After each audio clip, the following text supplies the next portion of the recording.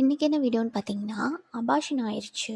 அதுக்கப்புறம் நான் எப்போ ப்ரெக்னன்சிக்கு பிளான் பண்ணுறது, எவ்வளோ நாள் டைம் எடுத்துக்கணும் அப்படின்றத பற்றி தான் இந்த வீடியோவில் பார்க்க போகிறோம். அதுக்கு முன்னாடி நம்ம சேனலை சப்ஸ்கிரைப் பண்ணாங்க சப்ஸ்கிரைப் பண்ணிக்கோங்க. அப்போ தான் நான் போடுற ப்ரெக்னன்சி அண்ட் ஹெல்த் ரிலேட்டடான ஷார்ட்ஸும் அண்ட் வீடியோவும் உங்களுக்கு உடனுக்குடனே வரும். இப்போ வாங்க வீடியோக்குள்ளே போகலாம்.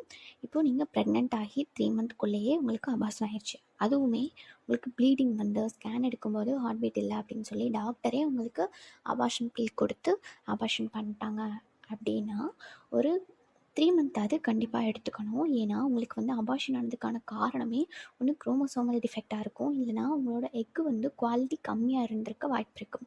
ஸோ ஆல்ரெடி உங்கள் உடம்பு வந்து ரொம்பவே சஃபர் ஆகிருக்கும் அண்ட் நிறைய சேஞ்சஸ் ஆகிருக்கும், ப்ரெக்னென்சி சேஞ்சஸ்லாம் ஆகிருக்கும். அதனால எக் வந்து குவாலிட்டியாக வர்றதுக்காக ஒரு 3 மந்த் டைம் எடுத்துக்கும். ஸோ இந்த டைமில் நீங்கள் என்ன பண்ணுறீங்க அப்படின்னா, ரொம்ப ஸ்ட்ரெஸ் ஆகிறத கம்மி பண்ணிவிட்டு ஸ்ட்ரெஸ்ஸை குறைச்சிட்டு மென்டலியாகவும் ஃபிசிக்கலாகவும் உங்கள் உடம்பு வந்து நீங்கள் ப்ரிப்பேர் பண்ணிக்கணும். அண்ட் அந்த 3 மந்த் வந்து உங்களுக்கு iron and folic acid tablet கொடுப்பாங்க டாக்டர், அதை வந்து நீங்கள் ஃபாலோ பண்ணிக்கணும். அண்ட் ஹெல்த்தி டயட் எடுத்துக்கோங்க, நல்லா எக்ஸசைஸ் பண்ணுங்கள். அந்த 3 மந்த் உங்கள் உடம்பையும் உங்கள் மனசையும் நல்லா ப்ரிப்பேர் பண்ணிக்கோங்க. கண்டிப்பாக இந்த வலியை வந்து யாருனாலையும் தாங்கிக்க முடியாது. ஏன்னா எனக்கும் இந்த இது நடந்திருக்கு, எனக்கும் நல்லாவே இந்த வலி புரியும்.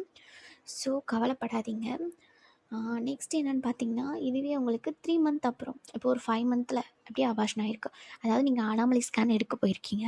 அப்போ ஸ்கேனில் வந்து ஹார்ட் பீட் இல்லை, மூமெண்ட் கம்மியாக இருக்குது, இப்படி குரோமோசோமல் அப்னார்மலிட்டிஸ் இருக்குது, ஏதோ அனாமலை இருக்குது, குறையாக இருக்குது, குறப்பிள்ளையாக இருக்குது அப்படின்னு சொல்லிட்டு டாக்டரே அபார்ஷன் பண்ணணும்னு சொல்லுவாங்க. அப்படியே அபார்ஷன் பண்ணிங்க அப்படின்னா கண்டிப்பாக 1 இயர் கேப் விடுறது அவசியம். ஏன்னா முன்னாடி சொன்னது மாதிரியே 3 மந்த்லேயே உங்களுக்கு பாடி வந்து நல்லா ப்ரிப்பேர் ஆகிருக்கும் ப்ரெக்னென்சிக்காக. நிறைய சேஞ்சஸ் இருக்கும். ஸோ அதிலேருந்து வெளியே வர்றதுக்கு நமக்கு 1 இயர் ஆகும். அதுவே நமக்கு 3 மந்த் ஆகும். ஸோ இது 5 மந்த்னால் பாதி ப்ரெக்னென்சி ஸ்டேஜ் வந்துருச்சு இல்லைங்களா? ஸோ இதுக்காக நம்ம 1 இயர் எடுத்துக்கணும். கண்டிப்பாக அதிலேருந்து வெளியே வர முடியாதுன்னு எனக்கு நல்லாவே தெரியும். ஏன்னா எனக்கும் 4வது மாதத்தில் பேபியை சுற்றி தண்ணி இல்லை, அதாவது அம்னியாட்டிக் ஃப்ளூயிட் இல்லைன்னு சொல்லி எனக்கும் அபார்ஷன் பண்ண சொல்லிட்டாங்க. ஆனால் ஹார்ட் பீட்லாம் இருந்துச்சு. ஆனாலும் எப்படி இருந்தாலும் அபார்ஷன் ஆயிரும், அப்போ நம்மளே பண்ணிக்கலாம், இல்லாட்டி உங்களுக்கு இன்ஃபெக்ட் ஆயிரும் அப்படின்னு சொல்லி பண்ண சொல்லிட்டாங்க. அதுலேருந்தே என்னால் இன்னும் வெளியே வர முடியல. ஸோ ப்ரெக்னென்சியில் ரொம்ப சேஃபாக இருங்க. நம்ம குழந்தையோட உயிர் நம்ம கையில் தான் இருக்குது. நம்ம எவ்வளோ தான் சேஃபாக இருந்தாலும் என்னனாலும் நடக்க வாய்ப்புகள் இருக்குது. ஸோ ரொம்ப சேஃபாக இருங்க. உங்கள் உடம்பு நல்லா ஹெல்த்தியாக பார்த்துக்கோங்க.